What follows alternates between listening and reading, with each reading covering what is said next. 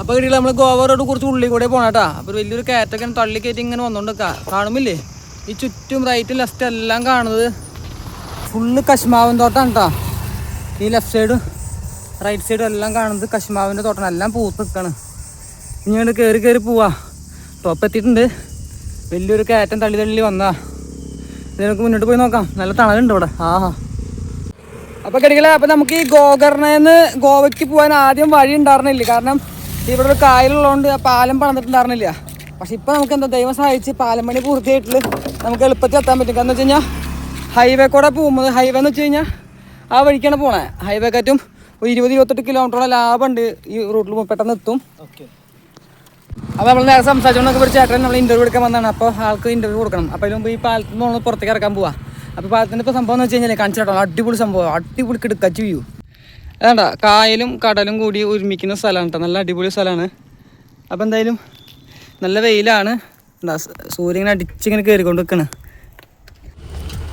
അപ്പോൾ കിടികളെ അപ്പോൾ നമ്മൾ ആ പാലത്തിൻ്റെ അവിടെ നിന്ന് നമ്മൾ ചേട്ടനെ പരിചയപ്പെട്ട ആളെൻ്റെ ഇൻ്റർവ്യൂ എടുക്കുന്നത് പറഞ്ഞാൽ പരിചയപ്പെട്ട് വന്നപ്പോഴാണ് ആൾ സെൻട്രൽ ബാങ്ക് ഓഫ് ഇന്ത്യയുടെ മാനേജറാണ് ഇവിടുത്തെ ബ്രാഞ്ചിലത്തെ.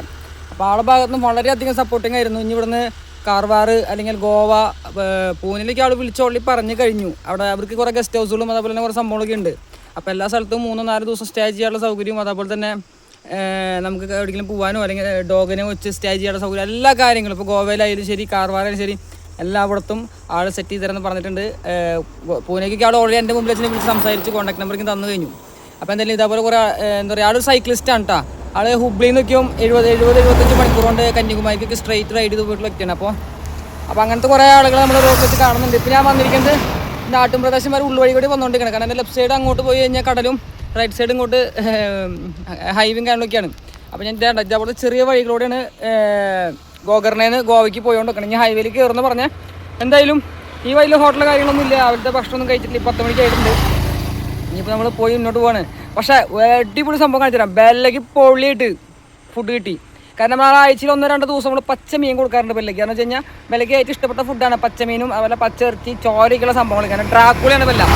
ആ ബെല്ലയ്ക്ക് എന്ന് പറയുന്ന സമയത്ത് ഇവിടെ ബീച്ചാണല്ലോ. അപ്പോൾ 1 കിലോ മത്തിക്ക് 50 രൂപ ഉള്ളൂ. അപ്പോൾ ഞാൻ പറഞ്ഞു ചേച്ചി 20 രൂപ തന്നാമെന്ന് പറഞ്ഞു. അപ്പോൾ 20 രൂപയ്ക്ക് ഒരു പാത്രം നിറച്ചു. ബെല്ലയ്ക്ക് അതിന് കൂടുതൽ സ്നേഹം കൊണ്ട് കൊടുത്തു. ബെല്ല അത് തീർന്ന് ഇപ്പോൾ മത്ത് പിടിച്ചിരിക്കുന്നുണ്ട്. കാണിച്ചു തരാം. വയറ് നിറഞ്ഞിട്ട് അവള് സുയിച്ച് കിടക്കുക. എന്താ ആ മീൻ പാത്രത്തുമ്പോൾ കൈ വെച്ച് കിടക്കണേ. അതാരും തൊടാൻ പാടില്ലാന്ന്. കുറച്ച് എനിക്ക് കഴിക്കാറില്ല. ചിരിക്കണോക്കെ കൊച്ച് കള്ളി വരില്ല. ഇനി എൻ്റെ വിരലൊന്നും തിന്നണം. എനിക്ക് വിരലിനാ വയറിൽ തിന്നണോന്ന്. അയ്യോ വിരൽ ലോക്ക് ചെയ്തു. വല്ലേ കടിക്കല്ലേ. അയ്യോ.